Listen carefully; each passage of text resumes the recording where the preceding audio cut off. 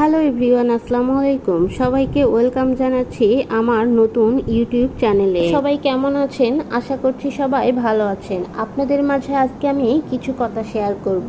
আসলে এটাই কিন্তু সত্যি হয়। বাবার বাড়িতে একটা সময় যে মেয়েটি অল্প কথায় অভিমান করে বসে থাকে, শ্বশুর বাড়িতে সেই মেয়েটি কিন্তু অনেকের কথা চুপচাপ সহ্য করে নেয়। মেয়ে হয়ে জন্ম নেওয়া যতটা সহজ, কিন্তু জীবন কাটানো কিন্তু ততটা সহজ নয়।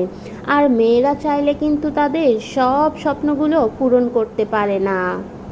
যেখানে একটা ছেলে তার শ্বশুরবাড়িতে গিয়ে 2 দিনও ঠিক মতো থাকতে পারে না, আর সেখানে একটা মেয়ে তার বাবা মা ভাই বোন সকল আত্মীয় স্বজনকে ছেড়ে তার সারাটা জীবন কাটিয়ে দেয় সেই স্বামীর সংসারে।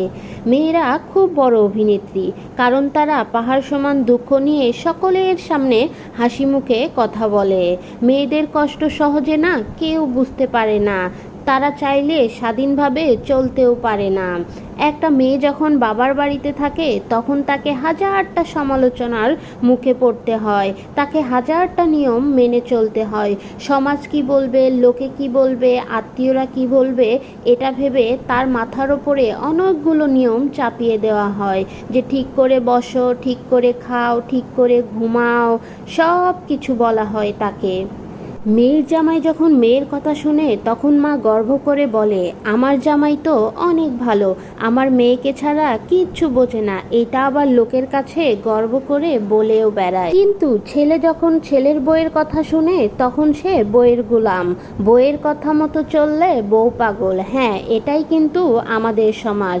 একজন মেয়ে যখন আপনার বাড়িতে বউ হয়ে আসে তখন তার চেনা শহর, পরিবার, আত্মীয় স্বজন, সাজানো ঘরটা, বাবা মা ভাই বোনের সকল মায়া ত্যাগ করে কিন্তু আপনার ঘরে চলে আসে। আপনার সংসারটাকে নিজের সংসার ভেবে সুন্দর করে সাজিয়ে তুলে পরিবারের সকলের সাথে মানিয়ে নেওয়ার চেষ্টা করে। কিন্তু দিন শেষে দেখা যায় হাজারো অভিযোগ সেই স্ত্রীর নামে। একজন মেয়ে তখনই সুখী হয় যখন তার স্বামী ভালো হয়। আর হ্যাঁ, একজন স্ত্রী কিন্তু এটাই মনে করে যে বিয়ের পর জীবনের সব থেকে তার স্বামী হচ্ছে আগে। পৃথিবীতে সব লোক কষ্ট দিলেও কিন্তু মেনে নেওয়া যায়, কিন্তু স্বামীর দেওয়া কষ্ট কখনো মেনে নেওয়া যায় না। একটা মেয়ে সারাদিন কাজ করে ক্লান্ত হয় না।